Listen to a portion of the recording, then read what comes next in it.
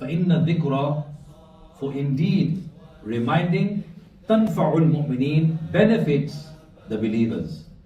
इसलिए कि याद दिलाना समझाना ये मोमिनीन के लिए नफा बख्श है. It is just like a piece of earth.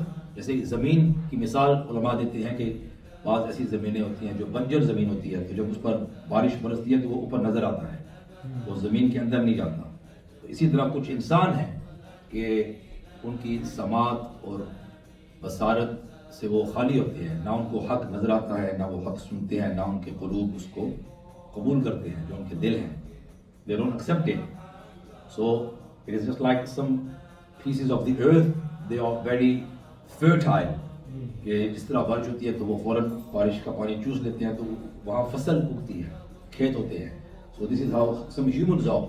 That some, when you are preaching and conveying the message of Islam to some people, then they will accept the nasiha, they will accept the advice, and they will bring a change in their lives. So, wa'adul nasihat, it is necessary to remind people. It is also necessary. The Mufassirun have mentioned that how should you remind, and they mentioned وَذَكِّرْ بِالْقُرْآنِ, remind them by using the Qur'an Majid. And tafsir, it is mentioned that when we are reminding people, then we should remind them of the favors of Allah subhanahu wa ta'ala. जो अल्लाह की नेमतें हैं उनके बारे में लोगों को याद दिलाएं. And remind them of the favors and blessings of Allah subhanahu wa ta'ala, which we just take for granted on a daily basis, so that you become amongst the shakireen, ताकि वो शुक्र बजा लाएं. So remind of the favors of Allah subhanahu wa ta'ala, and there are so many favors that you cannot list those favors. And the ultimate and greatest favor is the favor, the blessing, the ni'mah of being a mu'min or being a Muslim. This is the greatest favor. People, they don't realize how important this blessing of Allah, how important this ni'mah of Allah subhanahu wa ta'ala is. And remind them of suffering, that the rewards of pain and suffering, that when you are in pain, when you are in difficulty, when you are suffering, then this should be expected in one's life. Iski tawakko honi chahiye, because this is Darul Bala. This is not Darul Jannah. This is not paradise. Paradise is the place that Muslims, which has been made for the Muslims, for the muttaqeen, for the mu'mineen and Muslimin, it is made for them. That's where you will have no problems. That is where there will be no stress. But in this dunya, you will always have worries, troubles, stress. This is part and parcel of this life, that we are in a test. This is an examination hall, and only those people pass the exam who leave this dunya with iman and by performing amal salihat, abstaining from sins.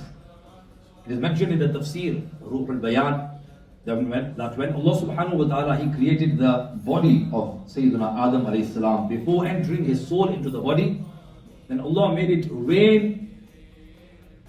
For 39,000 years, it rained the rain of sorrow. यानी गम, तकलीफ, आलाम की बारिश अल्लाह तबारक व तआला ने 39,000 बरस के लिए उनके पुतले पर बरसाई, रूह डालने से पहले. और एक साल यानी 1,000 साल, 39,000 साल, 39,000 years, it rained of sorrow and grief. And for 1,000 years, compared to 39,000 years, it rained the rain of happiness, khushi. This is the percentage of how much happiness you should expect in this dunya, like 2.5%. 1 pot out of 40 pots. So 2.5%, if you are getting that much happiness or more, then your test is less. But the more you are tested, the closer you are to Allah subhanahu wa ta'ala, the greater the reward. Because the hadith says that man yuridillahu bihi khayran yusib minhu. Our Nabi alayhi salatu wasalam said that whoever Allah intends to do good to, then He afflicts him with a problem. So you should not think, we people who fail to understand Islam, they fail to understand the wisdom and hikmah of Allah subhanahu wa ta'ala, then they start to ask questions about qaza or qadr, about destiny, and they say, why is this happening? Those people who are being oppressed, who are being persecuted like the Palestinian Muslims, they are the beloveds of Allah subhanahu wa ta'ala, they are the mujahideen, they are the mahboob of Allah Azza wa Jal and Rasulullah sallallahu alayhi wa sallam. Once they are left from this dunya, then they are in eternal happiness, bliss. This is why it is mentioned that in the hadith that when a person realizes how much reward he is going to be given on the day of judgment for the problems and difficulties and the oppression that he may have gone through, then that person will wish that I wish that when I was in the dunya that my body was cut up with scissors.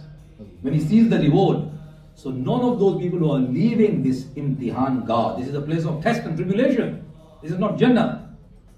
So don't look at the luxuries which are so-called luxuries. Rewards that await a mu'min in the hereafter, it is Jannah. It is something which our Nabi alayhi salatu wasalam has described as no eye has seen that. No ear has heard of the beauty and blessings and favors of Allah in Jannah. And nor has anyone even imagined it. Meaning you imagined it, you cannot even imagine it. It is beyond our imagination. The rewards and blessings of Jannah.